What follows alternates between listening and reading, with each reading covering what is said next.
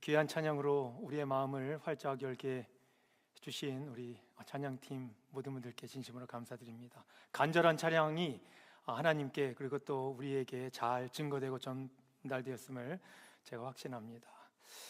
오늘 말씀의 제목이 조금 심상치 않습니다. 뭐예요?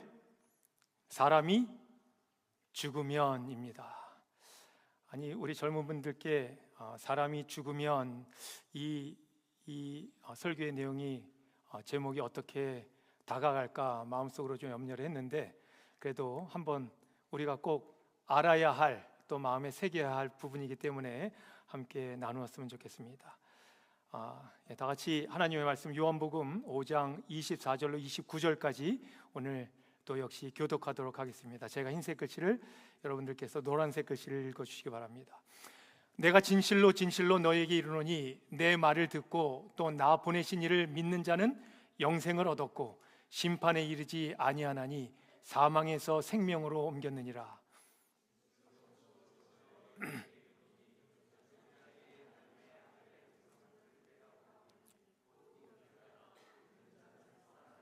아버지께서 자기 속에 생명이 있음 같이 아들에게도 생명을 주어 그 속에 있게 하셨고 이를 기이 여기지 말라. 무덤 속에 있는 자가 다 그의 음성을 들을 때가 오나니.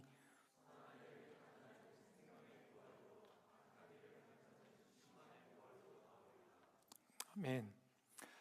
함께 읽은 본문의 말씀을 좀 종합해서 정리하면요, 사람이 이 세상에서 살다가 일단 죽고 나면 그 죽음으로 인해서 영원히 끝나는 것이 아니라 또 죽자마자 우리의 몸속에 있었던 영혼이 우리의 몸을 빠져나와서 천당이나 지옥에 가는 것도 아니라 뭐라고요?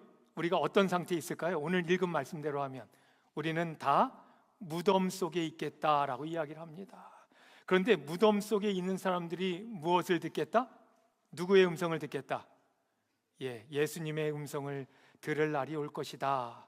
그런데 중요한 것은 선한 일을 행한 사람은 생명의 부활로, 악한 일을 행한 사람은 심판의 부활로 나올 것이다. 예수님의 말씀입니다.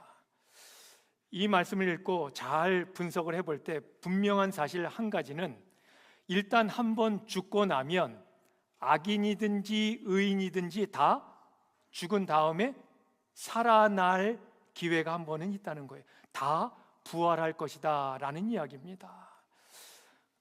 제가 오래전에 들은 이야기가 있습니다. 여기 타마스에 대한 이야기예요. 옛날 타마스라고 하는 한 성실한 젊은이가 살고 있었습니다. 얼마나 착하고 성실했던지 동네 마을의 모든 사람들이 이 타마스를 다 좋아했어요. 항상 칭찬했고요. 타마스는 가던 길을 멈추고 사람들을 돕고 사람들에게, 어른들에게 인사하고. 그런데 이 타마스가 하루는 공사장 높은 곳에서 일을 하게 되었습니다. 일을 하다가 이 벽돌을 쌓는 일을 하다가 벽돌을 실수로 떨어뜨려서 저 밑으로 이 벽돌이 날아가게 되었어요. 그런데 불행하게도 길을 지나던 한 사람이 그 벽돌을 맞고 즉사했습니다. 그 자리에서 죽고 말았어요. 그런데 그 당시 이 타마스가 살던 그 당시에는요, 미개한 법이 통용되던 그런 때였기 때문에 누구든지 사람을 어떤 이유로 죽이면 그 사람도 사형 선고를 받게 되었습니다. 지금은 어떤가요? 지금은 왜 죽였는지, 의도가 있는지, 미필적 고의인지 아닌지 이런 것들을 따지지요. 그래서 형량이 결정이 되는데 그 당시에는 안 그랬어요. 네가 자이든 타이든 어떤 식으로든 사람을 죽이면 너도 죽는다라는 것이 그 당시의 법이었어요. 타마스도 사형 언도를 받습니다. 동네 사람들이 이 타마스를 한번 구해보려고, 타마스가 그런 사람이 아닙니다, 탄원도 해보고요, 진정도 내보고요, 소용이 없었어요. 타마스는 죽을 지경에 처하게 됩니다. 그런데 그 당시 법 가운데 이 죽을 수 있는 방법이 세 가지가 있었어요. 근데 그 세 가지 방법 중에 본인 자신이 어떤 방법으로 죽을지를 선택하는 것입니다. 그 세 가지가 있는데 여러분 한번 선택해 보세요. 첫 번째는 교수형이에요. 교수형은 어떻게 죽어요? 예, 밧줄에 목이 매달려 죽습니다. 두 번째는 참수형이에요. 참수형은 뭔지 아세요? 예, 칼로 목을 쳐서 죽는 거예요. 세 번째는 뭘까요? 독살형이에요. 독살형. 독살은 뭐예요? 예, 독약을 먹고 죽는. 여러분 세 가지 다 무시무시해요? 무시무시해. 만약에 셋 중에 하나 고르라면 뭐 고르겠어요? 이제 드디어 사형 집행 날이 되었습니다. 토마스가 동네 사람들이 모여 있는데 끌려 나왔어요. 재판장이 묻습니다. 세 가지 중에 어떤 죽음으로 죽겠냐? 첫 번째 교수형이냐? 토마스가 노 아닙니다. 제가 목에 이 줄이 제 목을 꽉 조였을 때 죽지 않고 제가 숨이 남아 있어서 대롱대롱 매여 있으면 얼마나 고통스럽겠습니까? 그건 아닙니다. 그러면 두 번째로 죽겠냐? 두 번째 뭐예요? 칼로 목을 쳐서. 아닙니다. 그것도 제 목이 쳐졌을 때 피가 낭자하게 흐르고 제가 그 고통 가운데 죽음을 당하는 것, 그거 절대 아닙니다. 그러면 세 번째구나. 세 번째 뭐라고요? 독약을 먹는 거예요. 절대 안 됩니다. 독약 먹고 죽으면 제가 금방 죽으면 괜찮겠는데 보니까 아직 목숨이 남아 있어서 이리저리 몸을 틀다가 그건 절대 안 됩니다. 재판장이 얘기합니다. 이놈아, 그러면 어떻게 죽겠다는 거냐? 죽긴 죽겠다는 거냐? 토마스가 죽겠습니다. 죽을 겁니다. 그랬더니 재판장이 그럼 어떻게 죽겠는지 네가 선택을 하라. 그래서 토마스가 선택한 죽음의 방법이 뭔지 아세요? 저는 늙어서 죽겠습니다. 그런데 분명히 재판장이 약속을 했어요. 네가 죽겠다는 방식대로 죽여주마. 여러분 토마스가 지혜가 있어요? 예, 지혜가 있는 사람이었어요. 여러분 사람이 자기의 인생을 충실히 살다가 때가 되어서 나이가 들고 늙어서 잘 죽으면 그것도 큰 축복 가운데 하나일까요? 축복 가운데 하나예요.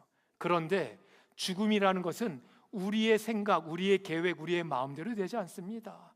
어느 순간 병이라고 하는 것이, 사고라고 하는 것이 또 다른 무엇인가가 나를 죽음으로 내몰 수가 있다는 거예요. 죽음은요, 우리 모두에게 찾아올 수밖에 없는 운명적인, 숙명적인 그런 이벤트예요. 여러분이 아직 젊지만, 우리가 아직 살아가야 할 시간이 많이 있지만 언제 어떻게 죽을지 모릅니다. 우리는 울면서 태어나서 울면서 가는 삶, 그런 힘든 삶을 살고 있어요. 그래서 여기 욥기 14장 1절에 여인에게서 난 사람은 사는 날이 적고 괴로움이 가득하다라고 이야기합니다. 그러면 그 다음에 질문이 있어야 돼요. 목사님, 그러면 죽음 저 너머에 기다리는 것은 무엇입니까? 죽음 다음에 무슨 일이 있습니까? 여러분 궁금해요? 궁금하지 않아요? 상관없습니다. 그냥 이 땅 살다가 죽으면 되지요. 뭐 그래도 할 수는 없어요. 그런데 많은 사람들이 죽음 너머에 우리를 기다리는 것이 무엇일까? 이 질문을 하고 있다는 것입니다. 그런데 많은 사람들이 죽어보지도 못하고 죽음 다음에 이런 것이 있을 것이다 이렇게 억측을 합니다. 그런데 잘 생각해 보면요, 예수님을 믿는다고 하는 사람들, 하나님의 말씀을 안다고 하는 사람들이나 그렇지 않고 예수님을 알지 못하는 어떤 이교의 잡종교, 여러 가지 모든 이방 종교의 사람들이 믿고 있는 죽음 저편에 있다라고 생각하는 공통 분모가 한 가지 있어요. 그게 무엇인가 하면요, 그게 뭔가 하면 영혼이 죽지 않고 내가 죽으면 딱 죽었을 때 영혼이 나로부터 이렇게 빠져나와서 어디로 가요? 어딘가로 가서 끝없이 존재한다. 이 이야기를 뭐라고 얘기해요? 우리가 잘 아는 것처럼 영혼 불멸설이라고 이야기합니다. 여러분, 저는 가끔 스님들의 설법을 보거나 들을 때가 있습니다. 목사님은 왜 스님들의 설교를 듣습니까? 다 이유가 있어요. 특별히 제가 보고 듣는, 그래서 스크랩을 해놓는 부분 중에 법륜 스님의 증문즉설이라는 유튜브 채널이 있습니다. 가끔 시간이 되면 제가 들어가서 봅니다. 불교도들이 세상을 바라보는 그 시선이 우리 기독교나 아니면 하나님을 아는 사람들 말고 다른 사람들은 어떻게 보고 어떻게 생각할까 아주 깊이가 있습니다. 뭐 우리 목사님들 그리고 많은 장로님들도 여러분들 그러겠지만 늘 저는 성경 말씀에만 매여 있어요. 저의 세계관은 다 하나님의 말씀으로 완전히 점철되어 있습니다. 그것이 잘못된 게 아니에요. 저는 그래서 감사해요. 하지만 세상의 또 다른 사람들, 하나님을 알지 못하는 사람들은 세상을 어떻게 바라보고 어떻게 생각할까 궁금하기 때문에 뭐 이슬람의 어떤 메시지도 들어가서 보고 힌두교의 메시지도 보고 불교의 메시지도 자주 봅니다. 제가 이 증문즉설 이것을 보는데 어떤 식으로 진행이 되는가 하면 공개 방송인데 사람들이 청중이 질문을 해요. 일어서서. 그러면 그 질문에 대해서, 고민거리에 대해서 법륜 스님이 대답을 하는 것입니다. 한 분이 이런 질문을 했습니다. 사람이 죽으면 어떻게 됩니까? 기독교는 천당과 지옥, 불교는 극락에 간다고 하는데 영혼이 있는지 어떻게 되는지 궁금합니다. 한 사람이 질문했어요. 그러니까 죽고 난 다음에 진짜 영혼이 있는 겁니까? 아닙니까? 이런 질문을 했습니다. 여러분, 법륜 스님의 대답이 뭐였을까요? 이분의 답이 뭐였을까요? 법륜 스님이니까 답이 뭐였을까요? 이분의 답은요, 몰라요 였습니다. 아니, 증문즉설하러 나온 이 스님이 질문을 받았는데 몰라요 하면서 덧붙인 설명이 이렇습니다. 그 다음 설명을 잘 따라오셔야 돼요. 여러분, 사람이 같이 사귀고 함께 지내다가 갑자기 헤어지면 이제 친구들하고 같이 모여 있습니다. 재밌게 얘기도 하고 밥도 해 먹고 여러 가지 음식도 해 먹어요. 그런데 한 친구가 갑자기 그냥 뜬금없이 간다는 거예요. 그러면 있었던 친구들이 뭐라고 해요? 너 어디가? 물어요, 안 물어요? 안 묻나 보네. 그냥 가면 그냥 가나 보다 가만히 있어요? 대부분 묻잖아요. 너 왜 가? 어디가? 묻지요. 어디가? 묻는 이유는 뭐예요? 같이 지내다가 같이 놀다가 가면 뭐 한 거예요? 섭섭하니까. 그렇잖아요. 그러니까 어디 가는지 묻습니다. 여러분, 우리가 늘 즐겨 쓰던 어떤 물건이 있어요. 제가 예를 들면 제 셀폰을 어디엔가 잃어버렸어요. 그럼 제가 이 셀폰을 찾을까요? 안 찾을까요? 찾아요? 안 찾아요? 찾겠지요. 왜 찾아요? 없으면 불편하고 내가 오랫동안 간직하는 물건이 없어지면 섭섭하니까 찾지요. 당연히. 그런데 하물며 사람이 죽어서 헤어지면 섭섭할까요? 섭섭하지 않을까요? 섭섭하지요. 여러분, 이 얘기는 제 얘기가 아니라 법륜 스님의 설명이에요. 가지고 있던 물건도, 사귀던 사람도, 아니면 내 친척, 내 부모, 형제, 내 자식, 누구도 그 사람들이 나와 헤어지면 궁금할 수밖에 없는 것, 이것은 당연한 겁니다. 그런데 대부분 어디가 할 때 같이 놀아요. 놀 때 어디가 할 때 나 좋은 일 때문에 가는 거야 하면 그 마음이 덜 섭섭한데, 나는 지금 어디에 큰 일 때문에 가는 거야, 어려운 일 때문에 가는 거야 하면 사람들이 마음이 서운해져요. 어쩔 수 없이 서운해집니다. 그런데 여러분, 사람이 죽고 난 다음에 어떨까요? 사람이 죽었어요. 당연히 좋은 데 갔다라는 게 좋을까요? 아니면 나쁜 데 갔다라고 이야기하는 게 좋을까요? 여러분, 뭐를 선택할 거예요? 만약에 여러분이 죽었어요. 근데 여러분이 죽은 다음에 나쁜 데 가는 걸 알고 있어요. 그게 좋아요? 아니면 죽은 다음에 좋은 데 가는 게 좋아요? 당연히 좋은 데 가는 게 좋겠지요. 그렇잖아요. 그래서 다른 사람이 죽어도, 내가 죽어도 좋은 데 간다 그러면 좋은 것 아니겠냐. 이것이 법륜 스님이 설명하는 설명이에요. 잘은 모르겠지만 하면서 그렇게 설명을 합니다. 그래서 죽음의 두려움에서 벗어날 수 있는 제일 좋은 방법 가운데 하나가 무엇인가 하면 죽은 다음에 좋은 데 간다라고 이야기한다는 거예요. 잘은 모르지만 그냥 좋은 데 간다. 그런데 그것도 좋은 방법인데, 좋은 데 가긴 했지만 여전히 서운해요? 만날 수 없기 때문에. 그렇죠? 정말 좋아하고 사랑하는 사람인데 죽었어요. 좋은 데 갔어요. 그런데 만나지 못해요. 그러면 마음이 서운하니까 인도 사람 한 명이 고안에 낸 컨셉이 무엇인가 하면 죽지만 다시 태어난다라는 컨셉을 만들어냈어요. 다시 태어난다. 죽어도 다시 태어난다. 여러분, 그것을 믿으면 죽는 게 겁이 날까요? 겁이 안 날까요? 죽었어요. 근데 금방 다시 태어나요. 그게 그냥 거짓이 아니고 진짜라고 믿어요. 그러면 여러분, 사람이 덜 서운할 것 같아요. 여기서 생겨난 개념이 뭐예요? 환생이라는 개념이에요. 불교에서 얘기하는 사람이 죽으면 다른 무엇인가로 다시 태어난다라고 이야기를 합니다. 이게 뭔가 하면 그냥 외출했다가 집을 나갔다가 다시 돌아오는 형식이다라는 거예요. 이게 바로 죽음에 대한 두려움이나 슬픔으로부터 벗어나기 위해서 아주 옛날부터 사람들이 생각해낸 것들입니다. 지극히 불교적인 생각이에요. 그런데 우리는 하나님의 말씀을 믿고 읽는 우리는 그렇게 생각하지 않습니다. 여러분, 사람이 죽으면 어떻게 될까? 이런 불교에서 이야기하는, 이방 종교에서 이야기하는 영혼을 사모하는 마음, 그래서 그 영혼을 사모하는 마음이 다 있는데 영혼이라는 것이 끝까지 존재한다, 이 개념이 불멸에 썩지 않을 몸으로 일어난 예수님의 부활 신앙을 믿어야 할 그리스도교, 기독교에까지 침투해 들어왔습니다. 그러니까 많은 신학자들이 여기에 대해서 믿고 글을 쓰고 영혼 불멸 사상을 어떻게 해요? 그들의 교리로 만들어 놨어요. 그 영혼 불멸 사상의 신학적인 기원의 틀을 놓은 사람들 잘 아시는 것처럼 플라톤, 그 다음에 터툴리안, 그리고 어거스틴, 존 칼빈에 이르기까지요. 이 사상이 그들의 신조가 된 거예요. 신조예요. 그런데 마틴 루터는 전혀 다른 견해를 이야기합니다. 마틴 루터 아시죠?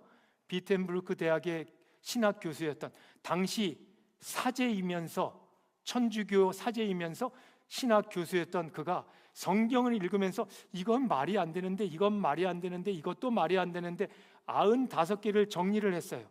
그래서 1917년 어느 날 어떻게 해요? 어떻게 했어요? 그것을 가져다가 어디에다가? 자신이 가르치던 대학의 성당에다가, 비텐부르크 대학의 성당에다가 반박문을 붙였습니다.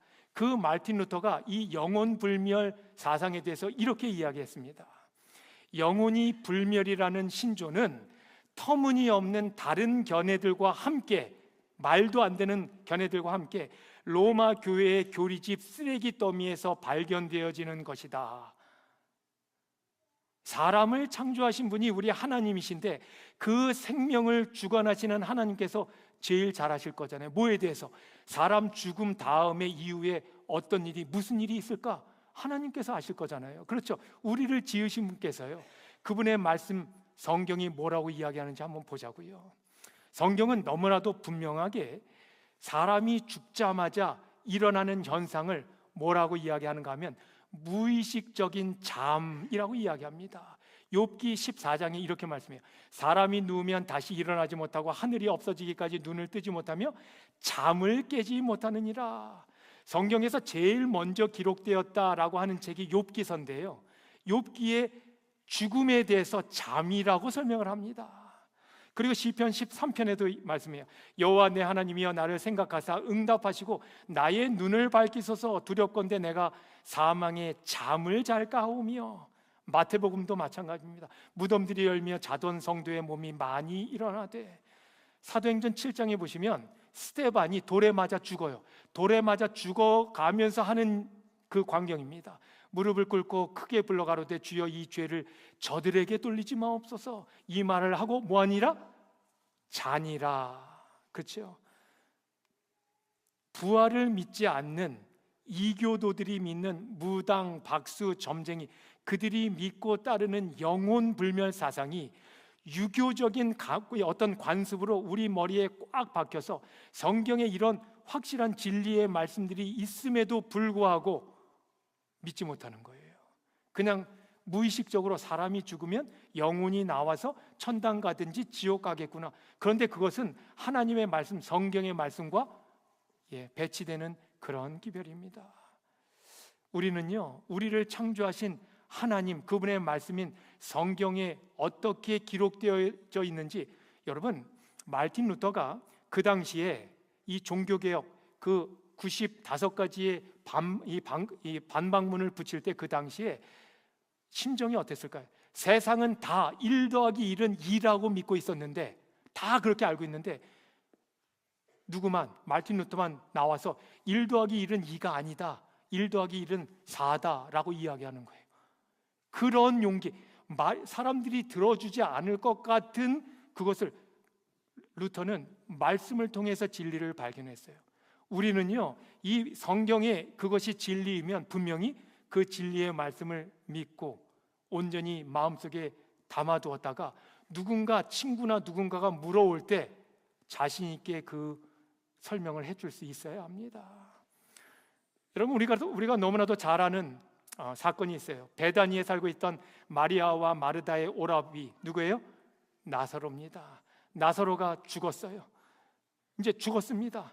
죽었고 이제 죽은 지 사흘이 지났을 즈음에 예수님이 나사로를 살리러 갑니다. 살리러 갔어요. 나사로를 살리러 가실 때 뭐라고 말씀하셨는지 아세요? 이 말씀을 하신 후에 또 가라사대 우리 친구 나사로가 잠들었도다. 그러나 내가 뭐하러 가노라? 깨우러 가노라. Fallen asleep이라고 했어요. 그런데 그 다음에 뭐예요? I may awaken him out of what? Out of what? Sleep. 죽음을 뭐라고 얘기한 거예요? 잠잔다라고 분명히 이야기합니다. 또 고린도전서 15장 6절에도요, 그 후에 500여 형제에게 일시에 보이셨나니 그 중에 지금까지 태반이나 살아있고 어떤 이는 잠들었다. 예수님의 승천하시는 모습을 500명 정도 되는 성도들이 지켜봤는데 살아남은 사람도 있고 죽은 사람도 있다라고 설명할 때 잠들었다라고 이야기합니다. 구약이나 신약이나 모세나 다윗이나 마태나 누가나 그리고 바울이나 예수님까지 사람의 죽음을 뭐라고 이야기한다고요? 뭐라고요? 잠잔다라고 얘기한다고요. 그러면 그 다음 질문이 있어야 됩니다. 왜 그러면 사람의 죽음을 잠잔다라고 하셨을까? 왜 그렇게 표현했을까? 이유가 있어야 되잖아요. 왜 잠이라고 이야기했을까? 도대체 죽음이라는 현상과 잠이라는 현상에 어떤 연관관계가 있길래 그럴까? 한번 보자고요. 전도서 9장 5절로 6절입니다. 무릇 산 자는 죽을 줄을 알되 죽은 자는 아무것도 모르며 다시는 상도 받지 못하는 것은 그 이름이 잊어버린 바 됨이라. 왜 사람의 죽음을 잠잔다라고 했는가? 여러분, 여기 보니까 죽은 자는 어떻다고요? 알아요? 몰라요? 안다고 나와요? 모른다고 나와요? 모른다고요. 아무것도 모른다. 사랑할 줄도 모르고 미워할 줄도 모르고 시기할 줄도 모르고, 이렇게 성경에서 사람의 죽음을 잠잔다라고 표현한 게 거의 65번 넘게 나옵니다. 왜 잠잔다라고 했을까? 뭐예요? 잠자는 사람은 아무것도 모르기 때문에. 어린아이나 어른이나 한번 깊은 잠 가운데 빠지면요, 주변에 무슨 일이 일어나는지 알까요? 모를까요, 여러분? 아무도 몰라요. 혹시 내가 자는 도중에 무슨 일이 일어났는지 나는 안다 라고 하는 분 계세요? 혹시? 내가 고난잠 잘 때 무슨 일이 일어났는지 안다. 만약에 있다면 그분들은 빨리 어디 가야 돼요? 빨리 병원 가셔야 돼요. 빨리 이 어포인먼트 잡으셔서 문제가 있는 겁니다. 평범하면요, 우리가 잠잘 때는 무슨 일이 일어나는지 알 수가 없습니다. 사람은 고나게 자는 도중에는 어떤 일이 일어나고 벌어지는지 몰라요. 사람의 죽음이 어떤 상황이냐? 일단 사람의 호흡이 끊어지면 예수님께서 무덤 속에 있는 자들은 악인이든지 의인이든지 다 하나님의 음성을 뭐 할 때가 온다고요? 들을 때가 온다라고요. 그렇죠? 들을 때가 오나니 선한 일을 행한 사람은 생명의 부활로, 악한 일을 행한 사람은 심판의 부활로 나오리라. 그때까지는 모른다고요. 죽음이 잠인데 잠든 상태에서는 아무것도 몰라요. 그러니까 하나님께서 일으키시는 그 부활의 아침에 흙에서 인간 아담을 만드신 전능하신 그 창조의 그 능력으로 인간을 일으키는 일을 하시는데, 그 부활의 날이 될 때까지는 일단 목숨이 끊어지면, 호흡이 중단되면 알까요? 모를까요? 몰라요. 그러니까 영혼이 나와서 어딘가에 가서 안다, 이것은 말이 되지 않는 거예요. 성경적으로 말이 되지 않습니다. 시편 146편 4절에도요, 그 호흡이 끊어지면 흙으로 돌아가서 당일에 그 도모가 소멸된다. 여기 도모가 뭔지 아세요? 좀 어렵지만 그 도모는 생각, 의지, 꾀 이런 거예요. 그러니까 사람이 호흡이 끊어지면 어떤 생각이나 의지나 꾀나 이런 것이 없겠다라는 겁니다. 115편 17절도 죽은 자가 여호와를 찬양하지 못하나니 아무것도 못하리라. 죽은 사람은요 찬양도 못해요. 저는 우리 2부 예배, 엘다섬 예배에 와서 제일 제가 인조해하는 게 찬양이에요. 여러 찬양팀들이 매번 각기 다른 컨셉으로 그리고 각기 다른 모습으로 하나님을 찬양합니다. 여러분, 호흡이 있을 때 하나님을 찬양하는 일은요 축복이에요. 축복. 끊임없이 하나님을 찬양하시길 바랍니다. 그런데 호흡이 끊어지면 그 찬양하는 일도 어떻게 된다고요? 못한다고요. 찬양도 못한다고요. 제가 이 이야기를 어떤 분께 설명을 했어요. 성경 공부하면서. 그랬더니 이분이 펄쩍 뛰면서 목사님 너무 억울합니다. 저는 지금까지 죽으면 영혼이 내 몸속에서 나와서 지옥 가거나 천당 가거나 저는 천당 간다고 생각했습니다. 그걸 사람들에게도 그렇게 알려줬습니다. 그렇게 기도했습니다. 근데 그게 진짜입니까? 성경을 쭉 보면서 너무너무 안타깝다고. 지금부터 그것을 믿고 사람들에게 나누면 됩니다. 그렇게 이야기했어요. 여러분, 죽음을 잠에 묘사한 첫 번째 이유는 다시 정리해드리면 잠자는 동안의 주변의 상황을 의식할 수 있다 없다? 없기 때문에 마찬가지로 죽은 자가 부활의 아침까지는 아무것도 의식하지 않는 잠자는 상태와 같아서 그렇다는 거예요. 그러면 두 번째, 죽음을 잠에 비유한 두 번째 이유는 고린도전서 15장 51절입니다. 한번 보지요. 보라, 제가 좀 잘못된 것 같아요. 시편이 아니라 고린도전서입니다. 보라, 내가 너희에게 비밀을 말하노니. 여러분, 여기서 비밀을 말할 때 비밀은 뭐예요? 모든 사람이 다 알고 있는 것을 비밀이라고 해요? 아니에요. 몇 사람만 알고 있는 게 비밀이에요. 그러니까 비밀을 말하노니 그 비밀이 뭐예요? 우리가 다 뭐 할 것이 아니에요. 잠잘 것이 아니요 마지막 순식간에 나팔의 순식간에 호련히 다 뭐하게 되겠다? 변하겠다. 죽음으로 끝나는 게 아니라고요. 무덤 속에 있는 자가 주님의 음성을 듣는 부활의 아침이 오겠다라는 것입니다. 그래서 사람의 죽음을 잠으로 묘사한 이유는 잠자리에 든 자는 아침에 해 뜨는 순간이 올 것을 일어나면서 아침이 있는 것을 알듯이 사람이 죽고 나면 다시 부활의 아침이 있을 것을, 영혼이 썩지 않을 몸으로 호련히 변화할 것을 알기 때문에, 그래서 사람이 죽는 것은 잠이다라는 거예요. 잠잔다. 여러분 잘 아시는 데살로니가전서 4장 16절입니다.